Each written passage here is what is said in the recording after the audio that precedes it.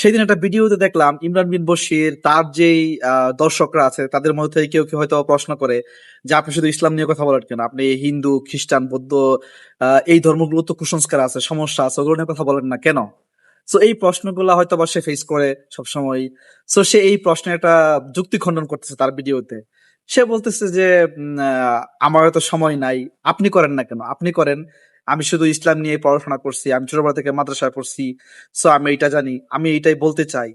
So উনার মানে ওর বক্তব্য যে আমি ইসলাম নিয়ে বলতেছি, আপনি হিন্দু ধর্ম নিয়ে বলেন, আপনি অমুক ধর্ম নিয়ে বলেন, তমুক ধর্ম নিয়ে বলেন।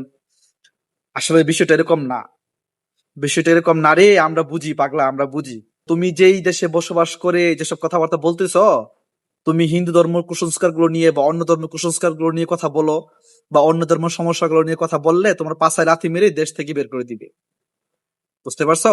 দেখেন, আপনি যদি ইসলাম নিয়ে কথা বলেন, ইসলামের সমস্যাগুলো নিয়ে, তার চেয়ে কয়েক হাজার গুণ বেশি সমস্যা নিয়ে কথা বলা যাবে হিন্দু ধর্ম নিয়ে, খ্রিস্টান ধর্ম নিয়ে, বিভিন্ন ধর্ম নিয়ে।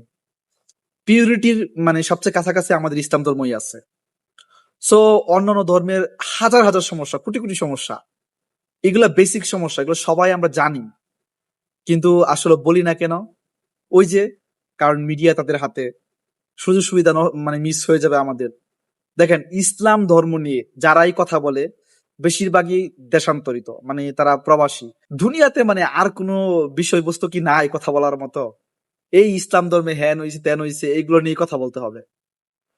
আর এই পাগলরা বর্তমান মানব সভ্যতার সাথে ধর্মের যে সংঘর্ষ বা ধর্মের যে ওই ভুল ত্রুটিগুলো যদি কথা বলতে চাও, তাহলে ইসলাম ধর্ম বাদে অন্যান্য ধর্মগুলো নিয়ে আগে কথা বলতে হবে।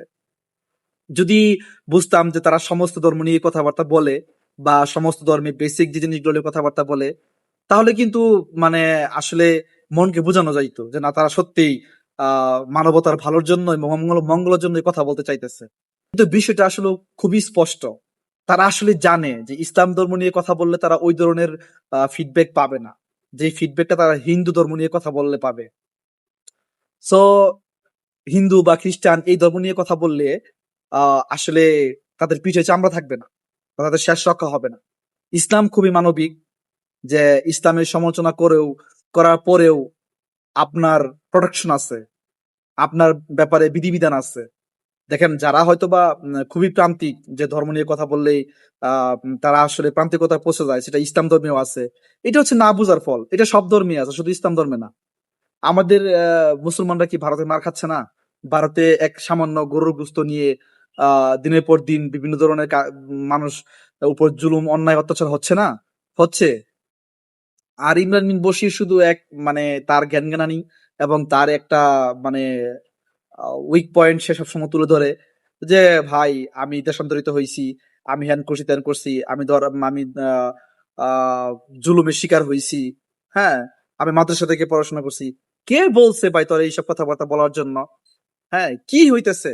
তোর এই কথাবার্তার জন্য কি ভাই পৃথিবীতে যুদ্ধ থেমে যাচ্ছে? তোর এই কথাবার্তার জন্য কি, তোর এইসব বকবকানির জন্য কি পৃথিবীতে জুলুম, অন্যায়, অত্যাচার বন্ধ হয়ে যাচ্ছে? অদৌ কোনোদিন হবে? আগামী 500 কোটি বছরেও হবে না। আরো দ্বন্দ্ব বাড়বে, সমস্যা বাড়বে। ঠিক আছে? যদি সত্যিকার অর্থে কেউ চায় যে দ্বন্দ্ব নিরসন হোক, তাহলে চুপ থাকাটাই উত্তম। এই ধর্ম নিয়ে এইসব বাড়াবাড়ি করার মানে হয় না। এখনো তো অনেকে বলবেন যে আপনি কথা বলেন কেন? আমি বলি ভাই, কাউন্টার ফিডব্যাক দিচ্ছি। আমি বলতেছি কারণ আমি চাচ্ছি যে মানুষ ফেতনায় ডুবে না যাক। যারা সব ভিডিও দেখি তাদেরকে সচেতন করার উদ্দেশ্যে আমার এই মেসেজ গুলো। আমি তো কোনো ধর্মকে ভুল প্রমাণ করার জন্য ভিডিওতে কথা বলতেছি না। আমি বলতেছি যারা ধর্ম নিয়ে বাড়াবাড়ি করতেছে, যারা ধর্ম নিয়ে বিতর্ক তৈরি করতেছে, যারা ধর্ম নিয়ে ধর্মের ভুল হ্যান ত্যান হাবিজাবি নিয়ে কথা বলে, তাদের তাদের মানে এই অসার যুক্তিগুলো যাতে মানে বিষ বৃক্ষের মতো ছড়িয়ে না পড়ে। আমার চেষ্টাটা সেই জায়গায়।